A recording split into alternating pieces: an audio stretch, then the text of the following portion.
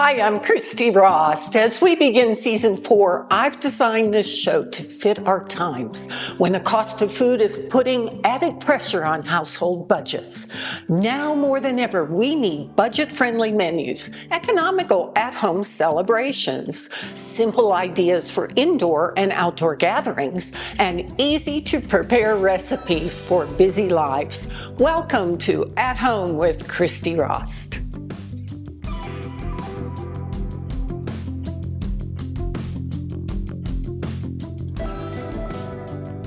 I call this episode Irish Dreams, and it features 3 Irish traditions: Guinness, cabbage, and bread. So we're going to start with Guinness-Braised Short Ribs. I have preheated a stock pot, and I'm going to add a little bit of olive oil in the bottom, about 2 tablespoons. Then I'm going to season. These are pork short ribs, not beef, but pork. Pork is less expensive than beef these days, so that's why I've chosen to use the pork.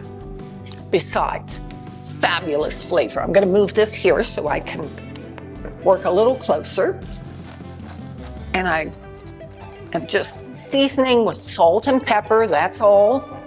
And at this point, the oil in the bottom of the pan is hot, and I'm going to turn this over. Hear the sizzle? You know that the pot is hot enough. Put these short ribs in here. And what I'm doing is I'm going to let these brown on the bottom. And that's important because we're going to build flavor through the browning at the bottom of the pan. So the juices of the meat kind of caramelize on the bottom. You're going to get a really brown look, and I'm going to leave it there. You aren't going to flip, and just leave it there for several minutes until the meat gets nice and brown. Then I will turn it over and do the same on the other side. Once the meat is very brown, then I'll remove it, and I can add in all of my aromatic vegetables. So we'll just take a moment to do this.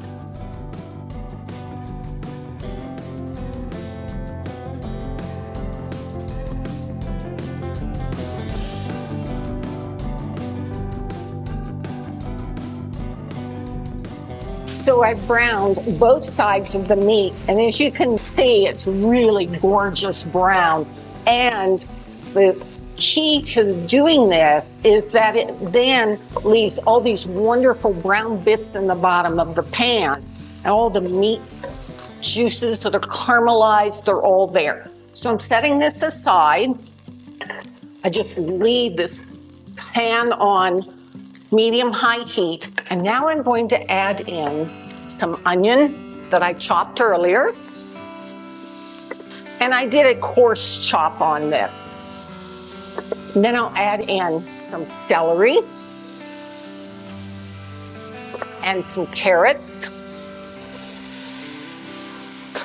and I'm going to saute this for several minutes until everything begins to soften. Now, as I'm stirring, the fabulous thing about this is I'm picking up all those nice brown bits and brown juices off the bottom, and that is flavoring everything that's in the pot. Speaking of the pot, this is a gorgeous Viking stock pot. So I just let these cook for several minutes, stir every now and then. And once they're getting a little bit tender, then I'll add in my garlic. So I have lots of beautiful chopped garlic here.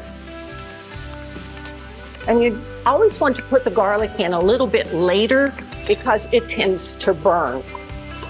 So it's always better to add garlic in the last minute or 2 and give it a really good stir so it doesn't sit on the bottom of the pot and burn. This is all the flavors, the aromas, and everything that are being developed here. Then, once this is all nice and soft, then comes the Guinness. This is the fun part. So I take a whole bottle of Guinness and pour, or you can use your favorite stout, and pour this in like this. Yum. Now, if you don't want to use any alcohol at all, then you can just substitute 1.5 cups of beef broth. So stir this, and again, I'm picking up all these nice brown bits off the bottom of the pan now that the liquid has hit there. And I am going to add in about 1.5 cups of beef stock. So if you aren't using the Guinness or another stout, then you would use a total of 3 cups of beef stock. Now, I have just a tiny bit of flour because I want to thicken this a little. So I take my flour and I just put it in a bowl and add a little bit of beef stock to it. You always put the liquid into the dry so you don't get lumps. So I just add this in and whisk it like this. This forms what's called a slurry. And the reason that I'm making a slurry is because I want to thicken the sauces a little bit. So I take my spatula here and just bring this in. There we go. This is one of those really cute little Tavolo spatulas. I love them. They come in all kinds of pretty colors and patterns now, and you'll see a bunch of those during season 4. And I just stir this, and again, this will thicken the juices a little bit. I'm also going to add in about 1 tablespoon of some tomato paste. Tomato paste is really nice in a sauce. It just kind of helps bring everything together. Now, I'm not going to add salt and pepper to this at this point. I will always do my seasoning towards the end because evaporation takes place. And as liquids evaporate, then the flavors concentrate. And that means if you put a lot of salt in the beginning, it's concentrating the salt and your dish will be too salty. So I'll add some thyme, this fresh thyme, and a bay leaf. And I'm going to return the short ribs to the liquid. This is going to cook slowly all day. And if you want to use a slow cooker, you can do that too. But I kind of like using a beautiful stock pot like this one. And I'll add a few juices in there. Put the lid on. I'll bring this to a boil. Then turn the temperature down to about medium-low and just let it simmer all day until they are fork tender. Experience an immersive culinary adventure with Atlas Ocean Voyages. Led by seasoned experts, savor regional flavors and exclusive culinary moments. Discover captivating destinations and authentic traditions aboard elegant, all-inclusive yachts hosting fewer than 200 guests. Atlas Ocean Voyages, where every Epicurean adventure is a feast for the senses. So we've covered the Guinness. Now we're going to cover the cabbage, another Irish tradition. So I'm making Irish cabbage and bacon. And so I've already crisped up some bacon here, and I'm going to remove this from the pan. I did drain off a lot of the fat, and I've left a little bit in the bottom, and some of that fond, you know, where it kind of sticks to the pan and you've got that brown from the bacon that's there. That's called the fond. And so I'm leaving that in the pan because I'm going to add my cabbage to this. And make sure that that I've got my heat right. I'm just going to put my bacon aside. We'll come back to that later. And I have a whole head of cabbage here. It's about 1 3/4 pounds. It's a small green cabbage as opposed to a giant one. I've already chopped up a lot of it, but I'm going to take out this core because we don't need that. And I'm going to cut this, in about thirds. So I've quartered each section, then cut each section into thirds and coarsely chop this. This is a super quick recipe, and I can't begin to tell you how just absolutely delicious it is. So when you need a recipe, you just need something to kind of fill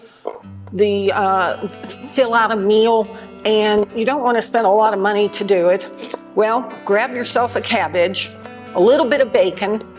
A lot of the recipes, they use a whole package of bacon. No way, I'm not using a whole package of bacon. So use, I find, between 6 and 8 strips of bacon works great. There we go. Woo! That's good and hot. So I add in some onion, and I'm going to stir that for just a few minutes and add in the cabbage.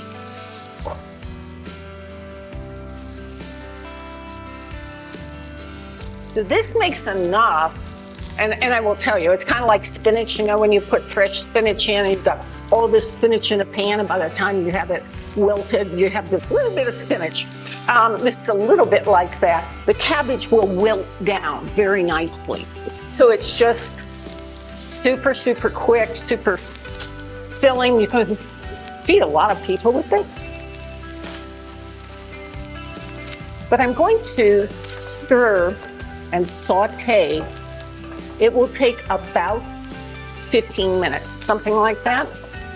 And this will wilt down some. You want it crisp tender. I will go ahead and season this with a little salt. You can use coarse sea salt, kosher salt, whatever your favorite.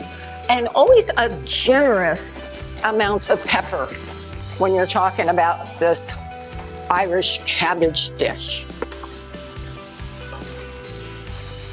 Now the rest of the bacon fat that I drained off, I just saved that because you can use that for potatoes and your other favorite really quick saute dishes. So this is going to take just a little while, and I will add a little bit of celery seed to this. Celery seed to me is the key to any cabbage dish when it comes to bringing flavor. It just adds a beautiful nuance of flavor. Stir this and let this cook for about 12 minutes. Stir occasionally. We'll come back. Okay, it smells so fabulous in here. This cabbage mixed with the bacon and that celery seed is incredible. So I'm just breaking up my bacon into some nice crumbs. I'm going to add some on top of this casserole or this cabbage dish, and then I'm going to hold some back because when I serve it, I want to put additional crumbled bacon on top of the finished dish so it looks absolutely gorgeous. So let's just take a little bit of this and sprinkle this on top. You may notice that the cabbage has gotten a little bit brown. That's from that bacon fond that we talked about at the beginning of this segment. And I'll just add a little more. And it's okay to go ahead and mix this in if you want. But I am going to save a generous amount for the finished dish when it's going to look absolutely gorgeous. So we have done 2 of the 3 traditions of Ireland. We've done the Guinness, now we've done the cabbage, and I promised you bread.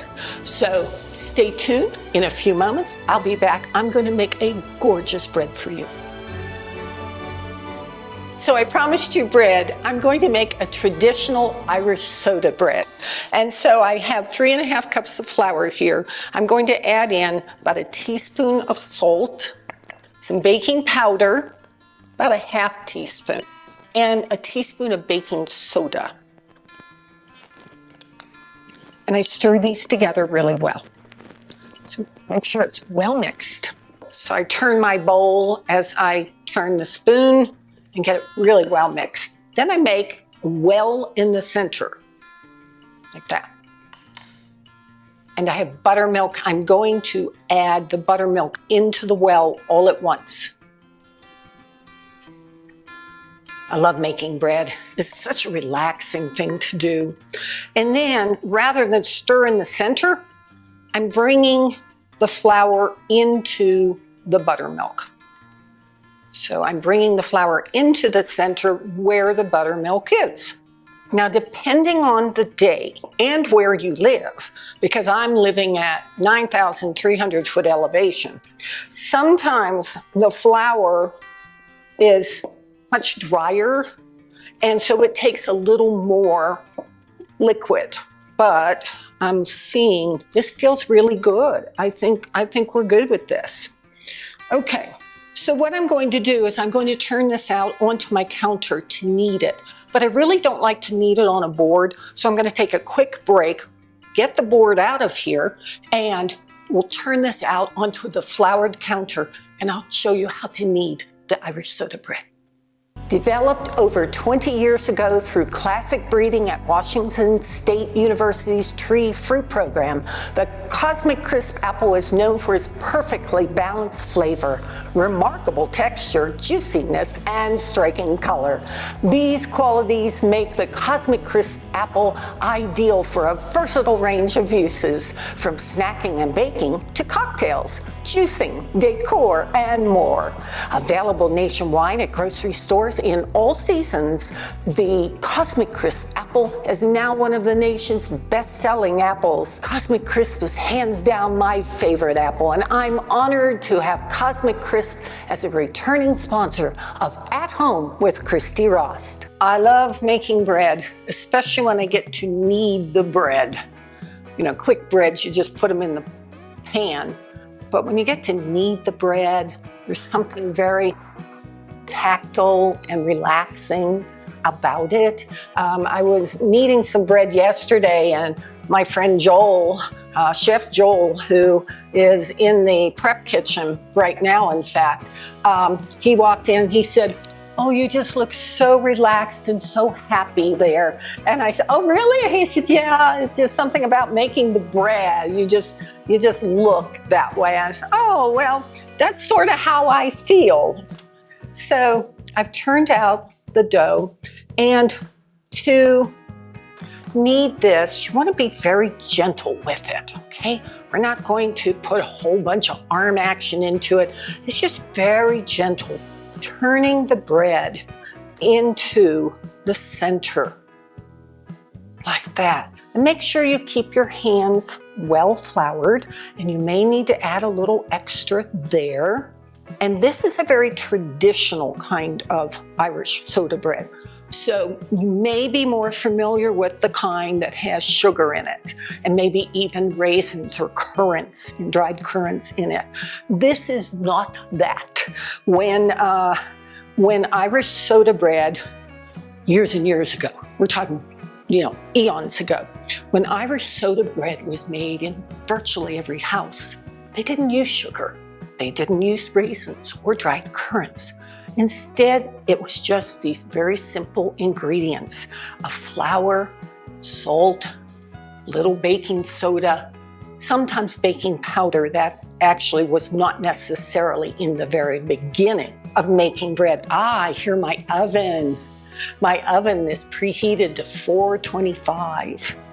So the one thing you want to do when you make your Irish soda bread is not flatten it out too much, okay?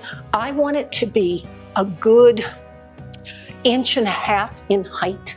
And don't be afraid to get a ruler out and measure to see, is it 1.5 inches? So I've got that set.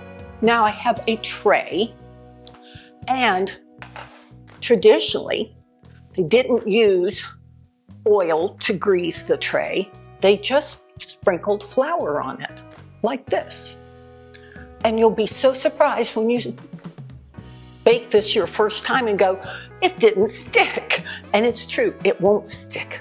So I gather up my bread and put it here, and keeping it nice and thick. Now, let's move this to the side. And I'm going to move this closer to me so I can work. And you can see. So I take a sharp knife, something very sharp, and I'm going to make a cross in the bread, like that. Don't go all the way to the bottom. You just want to go down about maybe 1/2 inch, okay? Then go the other direction. Then because you want the Irish soda bread to open up as it bakes, take your knife and open where you have cut, like this. And on this side as well. And that will ensure that it bakes all the way through in the center, okay? And it will kind of open up this bread. Now, if you read anything about Irish cooking from people who are Irish, they will say, poke the corners of the bread, each of these quarters, just once to let the fairies out. So that's one of those little Irish things that I didn't know until recently. And over here on this side of the pond, that probably means to let the steam out. So I've got this ready for the oven. Let's go put it in. It only is going to take about 15 to 18 minutes to bake. So the oven is ready, 425 degrees. I'm ready to set this in, and I did make a mistake. I said it would take 15 to 18 minutes. That's another recipe. This bread's gonna take about 35 to 40 minutes to bake. And I put it in the center of the oven. And I will tell you why I'm so excited about the bread, the cabbage, and the short ribs, the Irish short ribs. It's because I'm going to Ireland this fall. I'm going to Ireland October 11th on Atlas Ocean Voyages. I'm going to be a guest chef for them. And I had the privilege of sailing with them last fall as well. And this year, I am going from Dublin to Lisbon. So I thought it was appropriate to cook some of the dishes that are typical of Ireland and share those with you. And also to invite you to come with me. So if you have any, no plans in October and you want to go on a 10-day, 11-day cruise. It's from the 11th to the 21st with me. And I will be cooking for you and teaching classes and all. And the ships are so gorgeous. Oh my gosh, they're so gorgeous. And everybody is just so delightful. And all of the wine and spirits are included. So you don't have to do anything special for that. If that all sounds fabulous to you, and maybe you've never been to Ireland, or you want to go back, or you've never been to Portugal and you want to go back. So come with me, come sail with me. I bet they still have a stateroom for you. So we will finish up as soon as the bread is ready, and I will show you all of the dishes beautifully plated.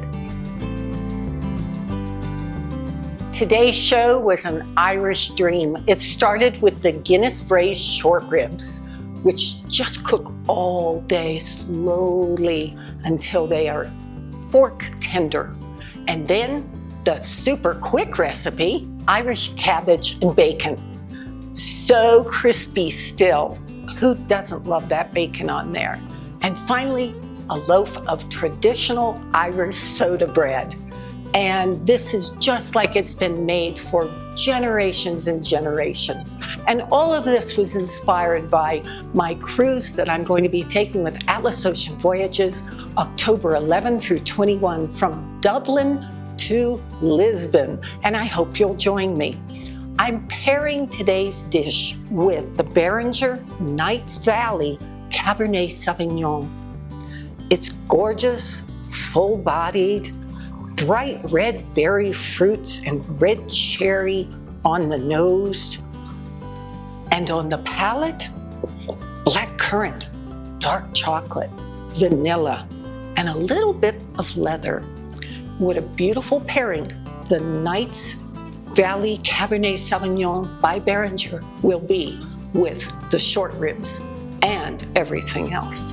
And don't forget, there's plenty of juices that come along with that short rib recipe, so dip your Irish soda bread into that. You're gonna have a fabulous meal. Thanks so much for joining me today on At Home with Christy Rost, where great food, beautiful wines, and hospitality are a tradition. As we begin another season, I'd love to hear from you, so please connect with me on my Instagram and Facebook pages. You'll find today's recipe on my website at christyrost.com. I'd like to thank our sponsors, Atlas Ocean Voyages, Cosmic Crisp Apples, Viking Culinary Cookware, and Little Bear Honey. Thanks also to our friends at Behringer Wines, Bean Candle Company, Melissa's Produce, and Tovolo. I'll see you next time.